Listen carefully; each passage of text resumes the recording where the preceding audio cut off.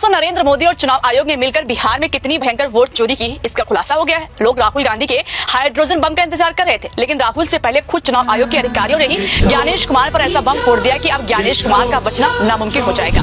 दरअसल एक ऐसी रिपोर्ट सामने आई जिससे चुनाव आयोग की धांधली का पूरा भाड़ा फोड़ कर दिया है। दोस्तों, जो ज्ञानेश कुमार प्रेस कॉन्फ्रेंस में अपनी पीठ थपथपाकर चले गए थे, उन्हीं की निगरानी में बिहार में एक बहुत बड़ा फर्जीवाड़ा हुआ है, जिसके कारण बिहार की नई वोटर लिस्ट में जानबूझकर लाखों फर्जी वोटर जुड़े गए और करोड़ों वोटरों को फर्जी पतों पर जोड़ा गया है।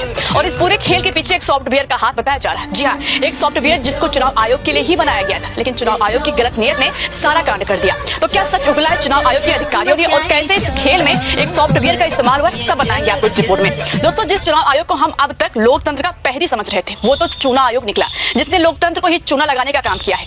बिहार की मिट्टी में इस बार सिर्फ चुनावी पोस्टर नहीं चिपकाए गए, बल्कि सच्चाई को छुपाने के लिए फरेब और झूठ के गोंद से लोकतंत्र का मुंह बंद कर दिया गया है, जिसके कारण बिहार की नई वोटर लिस्ट में करीब 14,35,000 फर्जी वोटर जोड़े गए और 1,32,00,000 वोटर फर्जी पदों पर जोड़े गए। और इस खेल के पीछे एक सॉफ्टवेयर का हाथ बताया जा रहा है, जिसको डुप्लीकेट एंट्री पकड़ने के लिए बनाया गया था, लेकिन बिहार में उसका इस्तेमाल ही नहीं किया गया।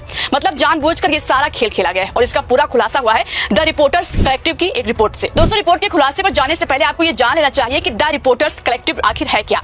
ये कोई सामान्य वेबसाइट नहीं, कोई विचारधारा से प्रेरित पोर्टल नहीं, बल्कि एक स्वतंत्र खोजी पत्रकारिता संगठन है जो सत्ता, नीतियों और समाज से जुड़े छिपे हुए सच को उजागर करने का काम करता है।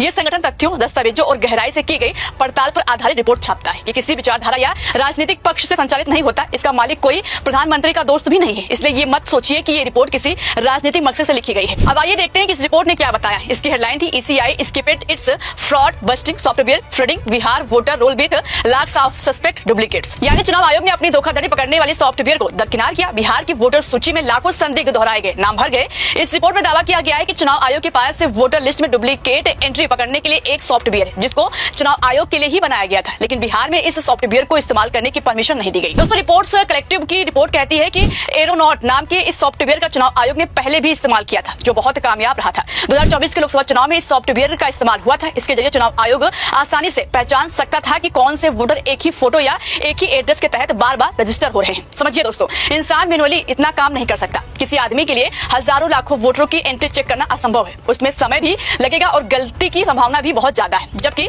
मशीन सेकंडों में ये कर देती है और गलती लगभग शून्य के बराबर होती है। लेकिन इस बार बिहार में ऐसा हुआ कि चुनाव आयोग ने जानबूझकर इस सॉफ्टवेयर का इस्तेमाल ही नहीं किया, और इसके कारण क्या हुआ। दोस्तों, रिपोर्टर्स कलेक्टिव ने पहले ही एक आर्टिकल में बताया था कि बिहार में SIR का फाइनल ड्राफ्ट आने के बाद लगभग 14,35,000 डुप्लीकेट एंट्रीज सामने आई। तो सवाल उठता है दोस्तों, जब चुनाव आयोग के पास वो सॉफ्टवेयर मौजूद था जो पहले इस्तेमाल होकर कामयाब साबित हुआ है, तो फिर इस बार इसे क्यों नहीं लगाया गया। एरोनॉट सॉफ्टवेयर की जगह मैनुअल काम भरोसा करने के लिए रखा गया। सोचिए, बूथ लेवल ऑफिसर्स को हजारों लाखों वोटरों की मैनुअल जांच करनी पड़ी। एक आदमी प्रैक्टिकली कितना चेक कर सकता है, और मैनुअली चेक करने में कितनी गलतियां निकलेंगी। जवाब साफ है, बहुत सारी। लेकिन दोस्तों, ये कोई चुनाव आयोग की भूल चूक नहीं है जिसे माफ कर दिया जाए, बल्कि ये तो सारा सोचा समझा प्लान था। रिपोर्टर्स से कलेक्टिव ने जब चुनाव आयोग के अधिकारियों से बातचीत करने की कोशिश की, तो औपचारिक तौर पर तो सबने इंकार कर दिया, लेकिन अनौपचारिक तौर पर एक बड़े अधिकारी ने खुद कहा कि हमने डुप्लीकेशन को छुआ ही नहीं, हमारा फोकस सिर्फ डॉक्यूमेंट कलेक्शन पर था। हर हाल में डॉक्यूमेंट इकट्ठा करना हमारा टारगेट था, डुप्लीकेशन पकड़ना हमारा टारगेट नहीं है। मतलब इतने दिनों से वोटर लिस्ट की सफाई के नाम पर हमें बेवकूफ बनाया जा रहा था। दोस्तों, ये सुनकर आपको हंसी भी आएगी और गुस्सा भी। सोचिए, लाखों करोड़ों वोटर हैं और उनका डेटा ऐसे ही छोड़ दिया गया। चुनाव आयोग का कहना है कि हमारा काम सिर्फ ये है कि डॉक्यूमेंट इकट्ठा हो जाए, डुप्लीकेशन पकड़ना हमारा काम नहीं है। इस पर सवाल उठता है कि अगर आप जानबूझकर डुप्लीकेशन को नजरअंदाज कर रहे हैं, तो जनता का क्या भरोसा सिस्टम पर है।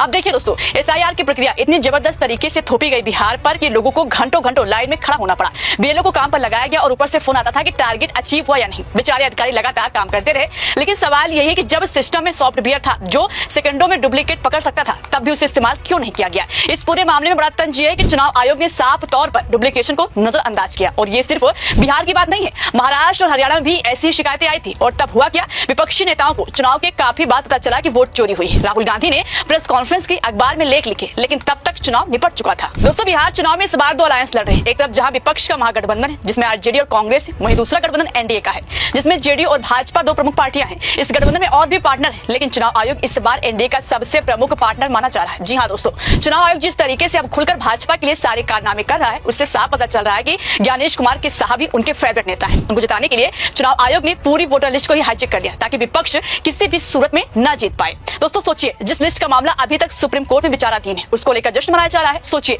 चुनाव आयोग चाहता तो बड़ी आसानी से एक सॉफ्टवेयर का इस्तेमाल करके सारे डुप्लीकेट नाम हटा सकता था, लेकिन फिर भी चुनाव आयोग ने इसका इस्तेमाल करना सही नहीं समझा। ऐसे में सवाल उठता है कि आखिर क्यों चुनाव आयोग ने अपनी गाइडलाइंस की धज्जियां उड़ाई। क्या सॉफ्टवेयर में कोई गड़बड़ी थी? क्या ये सही से काम नहीं कर रहा था? और अगर ऐसा था तो फिर 2024 के चुनाव के वक्त इसका क्यों इस्तेमाल किया गया? दोस्तों, जब चुनाव आयोग खुद लोकतंत्र की नींव में दरार डालने लगे तो फिर जनता किससे उम्मीद करे? जब आयोग के अधिकारी खुद सच्चाई छिपाने लगे तो फिर कौन इस देश में निष्पक्ष चुनाव की गारंटी देगा? चुनाव आयोग को देश के सबसे भरोसेमंद संस्थानों में गिना जाता था, लेकिन आज उसी आयोग की साख मिट्टी में मिल चुकी है। जिस संस्था को संविधान ने निष्पक्षता का प्रहरी बनाया, वही संस्था अब मोदी और शाह की सुविधा के हिसाब से वोटर लिस्ट शुद्ध और अशुद्ध घोषित कर रही है। इस पूरे मामले पर आप क्या सोचते हैं? आपकी जो